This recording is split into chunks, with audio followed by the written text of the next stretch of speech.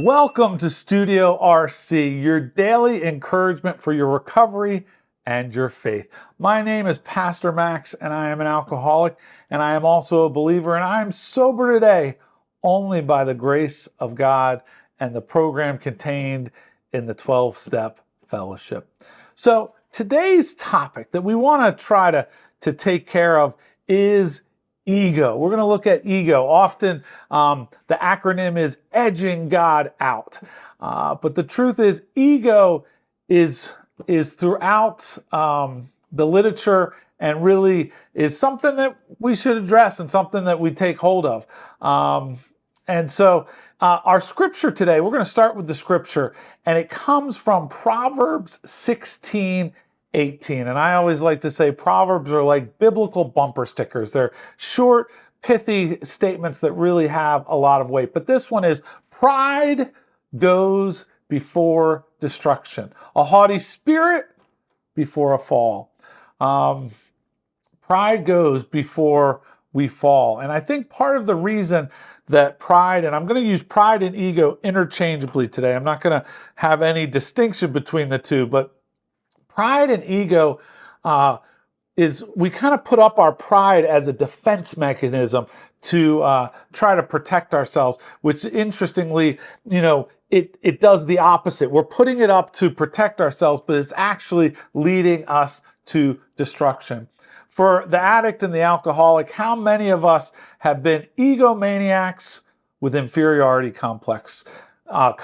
We think, we don't think we're worth much, but we still have pride, and we kind of use that pride to shield us and to protect us. So one of the things it says in the 12 and 12, the 12 steps, and it says the 12 steps deflate ego. So the whole point of the 12-step fellowship and the program, part of the thing that it wants to do is deflate our ego. It wants to take it away. Why? Because we are largely a band of ego-driven individuals. That's what it says in regards to tradition 4. A large band of ego-driven individuals. What? That's no good. In regards to, it says this, and I love this, the problem is to help us discover a chink, a little sliver in the walls that their egos have built through which the light of reason can shine. We need to take down that wall just enough so that the light of reason can shine and can show us the actual state of our heart, of our mind, of our thoughts. But our ego, it puts up walls. It puts up walls and it protects us. But there is value in ego puncturing, and it tells that again and again in the books in step 7. Our eyes begin to open to the immense value which has come straight out of painful ego puncturing. We need to take that balloon of the ego and we need to puncture it. We need to deflate that ego so that we become right-sized. Pride always kept me overly concerned about my reputation. Part of why we have pride, part of why we struggle with pride, is we don't want people to think ill of us. We don't want people to have a wrong opinion of us. So our pride kind of puffs us up in regards to our reputation and the way other people think of ourselves, think of us rather. And the truth is, that's the kind of thing, that thinking gives us a hard time in the 4th step, and especially in the 5th step when we have to share these things with somebody else. What are they going to think about us? We might even think that in an open time of sharing at a meeting or at RC, we're like, if I share this, what will people think of me if I'm honest and open? And so pride kind of makes us maybe try to make it a little bit look a little bit better so that our reputation, whatever that is, stays intact. The truth is, there is a great link between fear and pride. So often, our fear has called on pride to come help, rescue us. If we're afraid of what people will think, pride will jump in and say, that's okay, we'll come to the rescue. And so anytime you talk about ego or pride, you have to know that fear is right there with that, and it's part of the discussion. Now, pride is mentioned over 30 times throughout the literature, and it's a topic that gets a lot of discussion in the recovery literature. Here are some of the thoughts. When we're in recovery, we slowly learn that something had to be done about our vengeful resentments, our self-pity, and our unwarranted pride. We had unwarranted pride, but the truth is, in regards to spirituality, I don't know if we can ever warrant pride. I mean, even if you're the greatest, Bruce Lee has this quote, and he's one of the greatest martial artists of all times. He said, if I tell you I'm good, you'll think I'm egotistical, but if I tell you I'm not, you'll know I'm lying. Even though he could warrant the pride, it still makes people bristle. When Michael Jordan, who arguably the greatest player of all times, or at least during his time, we can argue whether he's of all time or not, but he would say, that how good he is, and even though he backed it up, it was warranted pride, it still kind of makes people bristle. So I don't know if there's even a thing that there is a warranted pride, but for us in recovery, our pride, I'm going to say almost always, is unwarranted. And it's not the same of I'm proud of my sobriety or I'm proud of my child. It's not that. It's that pride of I'm better than others. I'm, that my defects are not as bad as other people, or I don't have to apply to the rules. That's the kind of pride we're talking about. It brings up in step 10, anger, resentment, jealousy, envy, self-pity, hurt, pride, all led to the bottle, to drink or to drug. Like, that's why we're talking about ego. That's why we're talking about pride. Why? Because it can lead us to pick up. It can lead us to use and to drink, and we don't want that. And interestingly, when and I found this more with alcohol than with drugs, but when you had that first drink, they called it liquid courage, and I think they called it that for a reason, because all of a sudden you're kind of filled with this pride, this ego, like, well, I can be funny now. I can talk to anybody. I can flirt with anybody. I can do something that I couldn't previously do.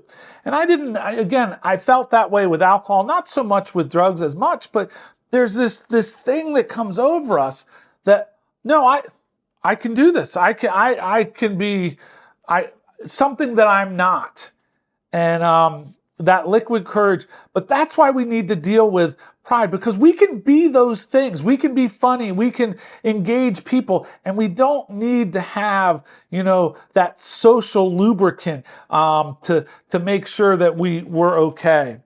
Now, one of my favorite passages from the big book is in regards to the fifth step, and this is the first line in sort of the promises that are found in the fifth step on page 75. We pocket our pride. And we go to it in regards to the fifth step, illuminating every twist of character, every dark cranny of the past. In other words, we are not worried about our reputation. We're not worried about what people think. We're going to be honest. We're going to share it. But we take our pride and we put it in our pocket. No longer is it the thing that is kind of in front protecting us. Now, both pride and fear beat us back every time we try to look inside. When we try to have an honest appraisal, every time we try to grow and want to get better, we have fear and pride there saying, whoa, we're okay here. You don't need to look here. You're fine. All of that is pride and fear. And the pride and fear will beat us back every time. The scales of pride and prejudice fell from our eyes. That was Bill's experience, from Bill's story, it just fell from his eyes and he was able to see clearly. These, again, according to the step book, step 10, these are emotional booby traps baited with pride and vengefulness. Pride will set us up. It says pride goes before destruction, a haughty spirit before a fall. Our false pride, our pride can set up booby traps that make us trip, make us fall. False pride became the reverse side of that ruinous coin marked fear. So you have fear, but on the other side of fear, you have false pride. It's the same thing. Our false pride is really just fueled by fear. It's another name for fear. I love this picture that they write in the big book, and this is to the wives. We have had long rendezvous with hurt pride, with frustration, self-pity, misunderstanding, and fear. Long rendezvous with hurt pride.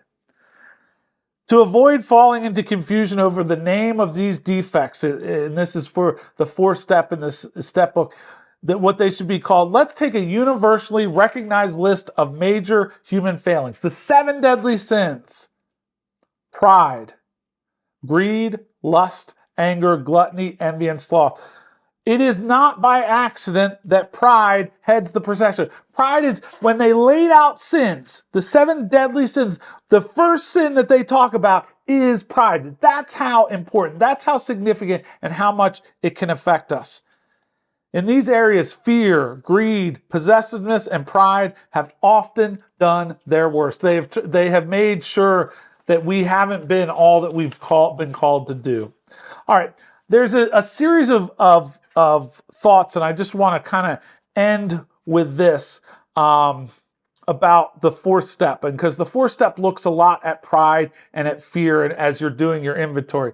For pride, leading to self-justification was always spurred by conscious or unconscious fears. Our pride was. It's the basic breeder of most human difficulties and the chief block of true progress. We cannot progress in our recovery if we have pride. Pride lures us into making demands upon ourselves or upon others, which cannot be met without perverting or misusing our God-given instincts. Anger, hurt pride might just be the smokescreen under which we've been hiding some of our defects. We can't see. This is because people who are driven by pride, of self unconsciously blind themselves to their liabilities. Our pride doesn't allow us to see it. It tells us in step 4 also, pride says you need not pass this way, and fear says you need not look. And the answer to all of this is humility. Humility is really the answer. To acknowledge and respect the views, accomplishments, and prerogatives of others, and to accept being wrong shows us the way of humility. Humility is the answer. My will and my life over to the care of God. That's what I'm giving. And service keeps me sober. Service helps show humility. Willingness to take the risks, the required risks for true humility, to have a clear understanding. So today, if you are struggling with ego or pride, and let's be honest, we all struggle with it on some point. It's the first of the 7 deadly sins. It's something that will be with us and something that we will have to deal with all of our lives. Hopefully, we can make it shrink. Maybe we can puncture it, deflate it a little bit. But the best way to do that is through service to others, for helping others, to think about others. When we're thinking about others, it's hard to think about ourselves. It's hard to put ourselves first. So today, as we all wrestle with ego and edging God out, let us remember the best way to edge God back in is to be thinking about other people and to be serving other people. But take this time, this moment, to really look inside and see, where has pride and fear gotten in the way of my honest analysis of my sobriety and my recovery? Thank you so much for coming to Studio RC. We hope to see you again soon. And remember, Recovery Church, 12 steps, one goal.